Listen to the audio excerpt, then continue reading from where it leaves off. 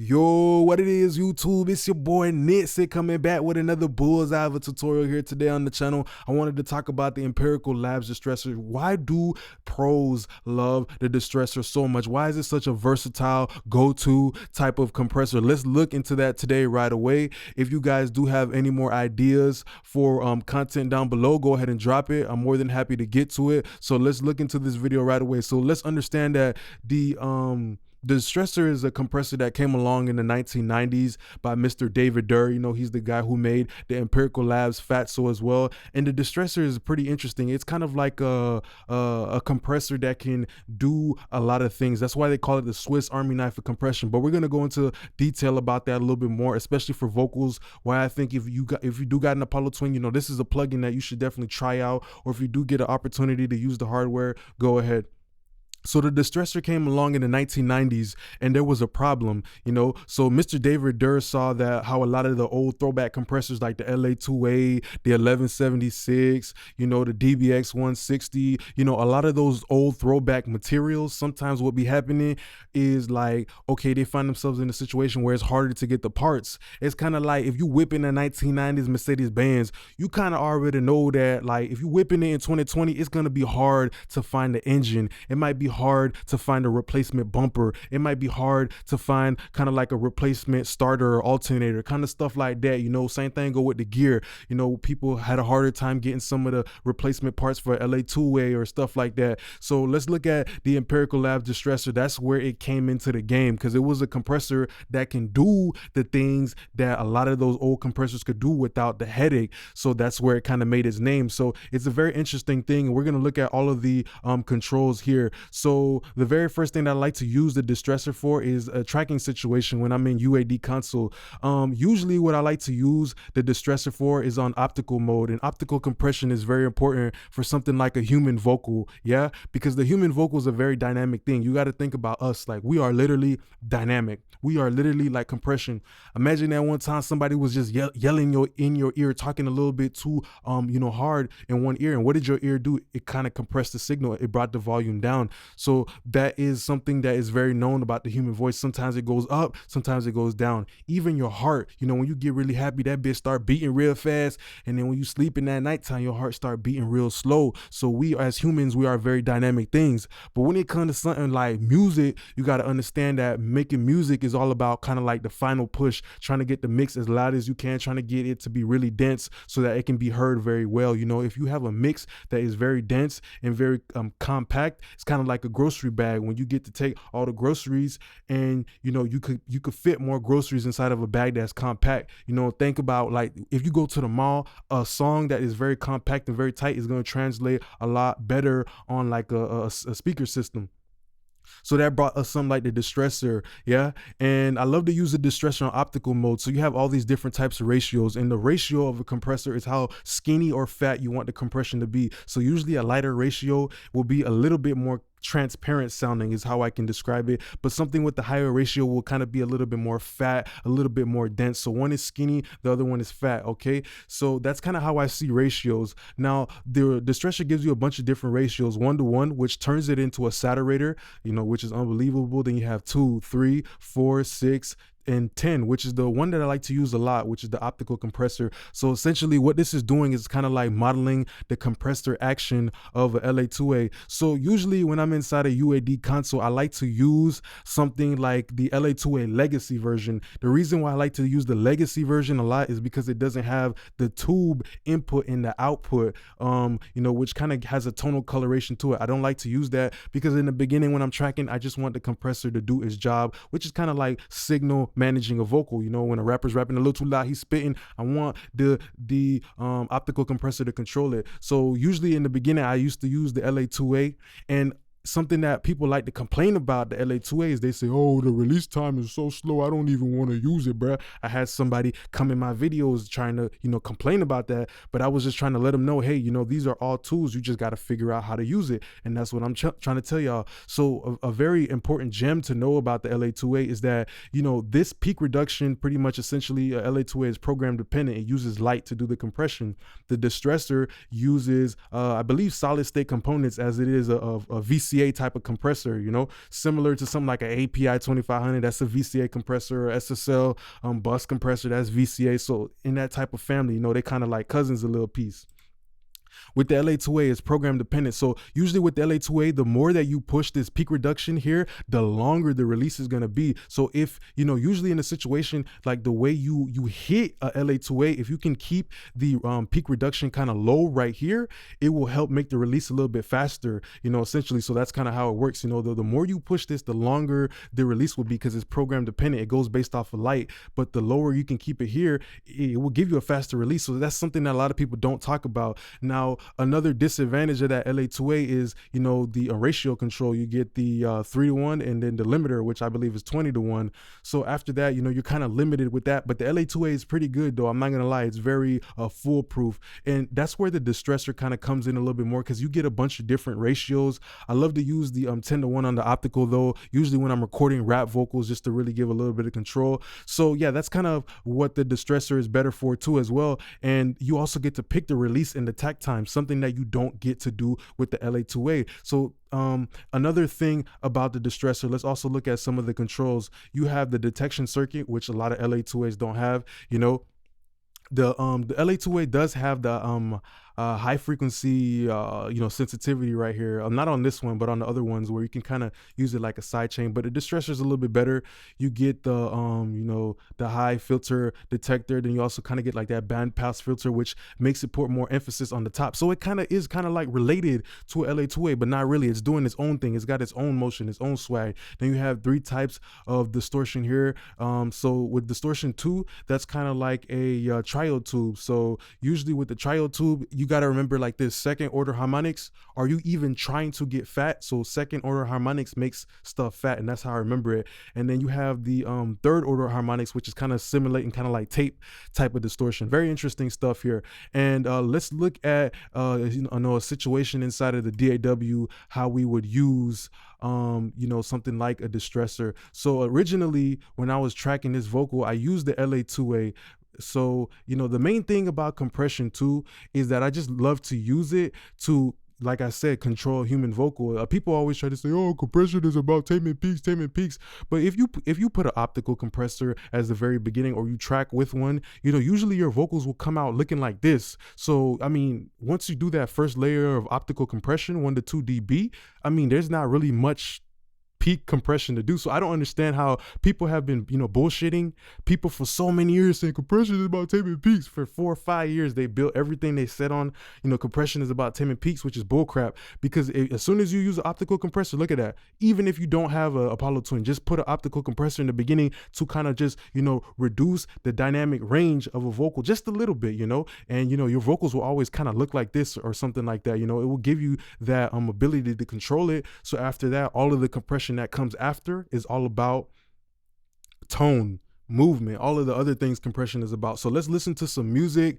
That was kind of like me doing my brief, you know, thing about how I used the compressor in the beginning to record this song. Now let's listen to some of the results that we got with it. Can't let them take me in. Forever trapping be my journey. Can't afford a friend. The trust you give me isn't worthy. I've been making plans. The best of me don't exist to you. Yeah, I'm in another world where you don't belong. You got removed. I've been holding shit down. Can't tell me that I haven't low key. Underground is not on purpose, it's a habit. I've been feeling isolated. Overdrive is kicking in. I've been meditating, losing focus. Yeah, I'm focused in. Can't nobody tell me shit, cause I show up when it count. I ain't all about a check, I could never let that bounce. I'm so hungry for a change. My first investment was an ounce. My first loss I ever took, I misplaced an ounce. You can't love or hate.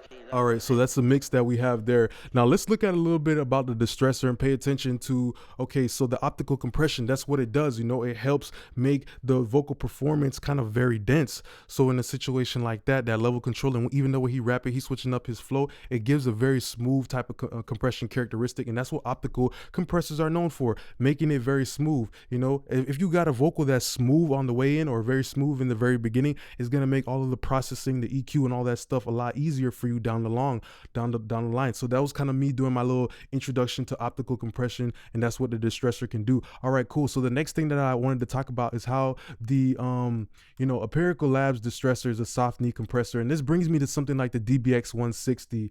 The DBX 160 is a VCA type of compressor that's also known for being like very, very snappy, very good for transient material, something like ad libs, something like kick, snare, things like background vocals, and that's what I used a DBX 160. So VCA is kind of known for being very aggressive and snappy, and that's what I wanted with the background vocals. So let's pay attention here. A DBX 160 is also program dependent. That's where the Distressor came in the game and messed up the game a little bit, because I'm giving you that same type of sound, that same type of compressor action that you get from the throwback compressors, but now you get a little bit more control. That's something that happened in the 90s, something with the newer compressors where people wanted to get a little bit more control, you know what I mean? So that's mostly important. So a DBX 160 is kind of limited because it doesn't give you attack or release, but it's very program dependent. So I use a ratio of 4:1 here, and let's just listen to how this compressor was kind of working on the background vocals. Can't let them take me in forever. Isolated, overdrive is kicking in. I've been meditating, losing focus, yeah, I'm focused in. Can't nobody tell me shit, cause I show up when it count. I ain't all about a check, I could never let that bounce. I'm so hungry for a change, my first investment was an ounce. So that's what a DBX is very good for, kind of helping a transient kind of get a little bit a spike, a little spat. Ain't nobody told me shit, show way to count, about a chain. Made that bounce. You see, that's what you got to do sometimes as an engineer. That's what I always talk about, letting a compressor talk to the listener. So I'm using a fast compressor like that because I wanted to have a little bit snap for the background vocals. Feel me? I heard the background vocals, and as you can see right here, the background vocals are very short. I'll make it chain, let that bounce, make it chain. So that's why I use the DBX 160. So that's what compression is about. But where the Distressor comes in here is it actually lets you model kind of like that same sound that you can get from a DBX 160. So in a situation like this, what I did here is I used the 2:1 ratio, a very light ratio, and to get kind of like that snappy quality tone, and I used like a medium release and a medium attack on that Distressor to help get some of that type of Distressor type of tone. So let's listen to how the Distressor is able to do its magic here in a situation like this, considering its controls.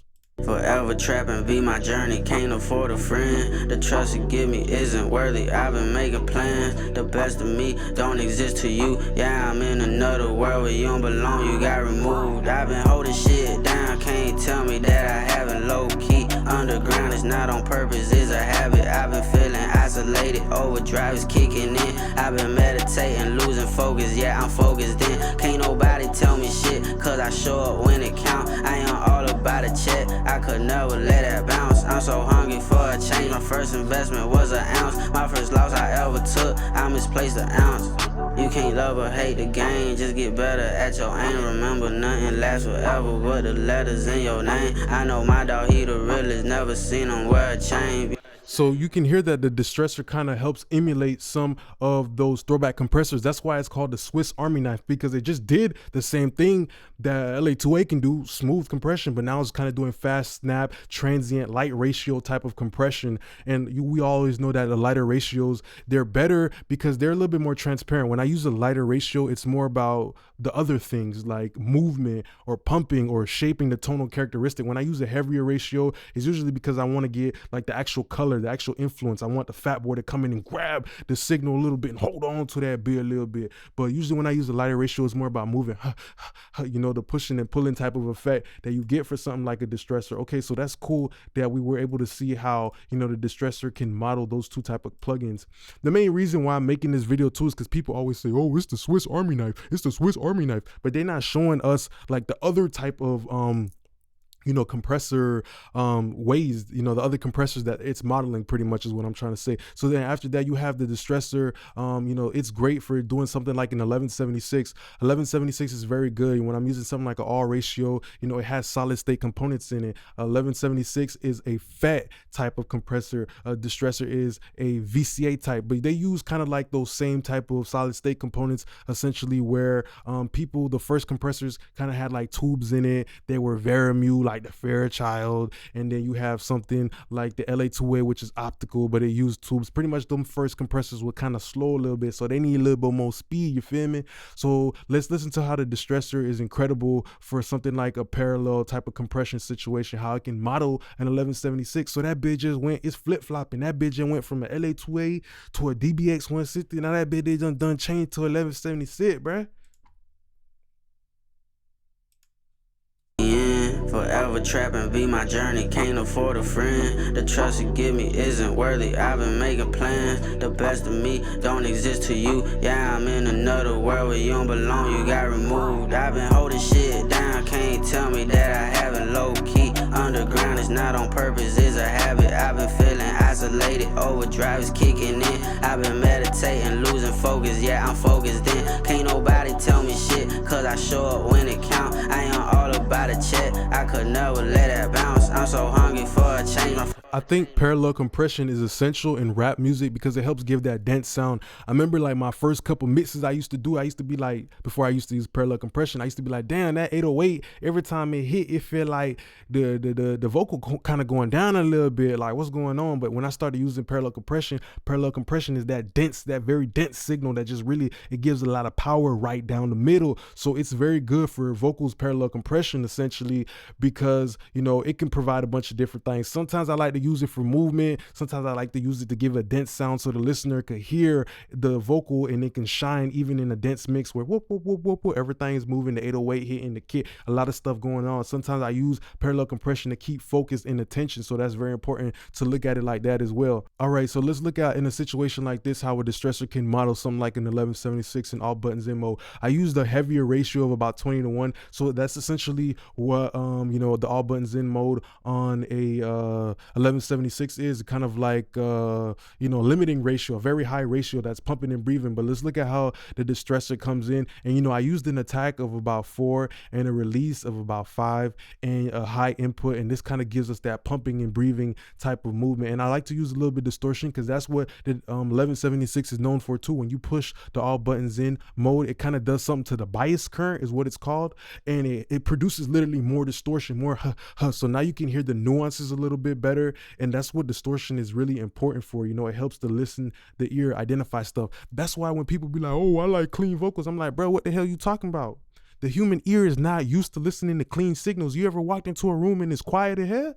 People gonna be like, oh, that's awkward. Wait, why is awkwardly quiet in here? Yeah, because the ear is not used to clean stuff. So of course your vocals could be clean, but just know they can't be too clean because literally the human ear is not used to quietness. When you walk in your house, there's always something going on. When you walk outside, there's always a noise or something going on. Your ear is already adapted to that. So let's listen to 1176. You know how that bitch started putting in a little work on the parallel. The grind is not on purpose, it's a habit. I've been feeling isolated, overdrive is kicking in. I've been meditating, losing focus, yeah, I'm focused in. Can't nobody tell me shit, cause I show up when it count. I ain't all about a check, I could never let that bounce. I'm so hungry for a change, my first investment was an ounce. My first loss I ever took, I misplaced an ounce. You can't love or hate the game, just get better at your aim. Remember nothing lasts forever but the letters in your name. I know my dog, he the realest, never seen him wear a chain. Beat the case, I ain't cry, but I felt pain. Either way, came home serving H, ain't go a lot the way. I was in a crowd. And that brings me to another very good thing about the Distressor, where you have something like the total harmonic distortion in the red line. Pretty much it's just giving you more saturation, more juice. So I don't want to go too in depth into that, but that's something very important to know. You know, with the Distressor is pretty versatile because you could go from clean to dirty compression very quick, but that's not something that you get from a lot of the other type of compressors. You know, usually when somebody goes to 1176, it's not just about the compression, it's about the tone, about the color, about the lemon pepper seasoning or the hot spicy honey garlic that is going to put on it. You know, it's all about the flavor as well. So that's what compression is about too, not always just about taming peaks. Last thing that I want to show is the devil lock.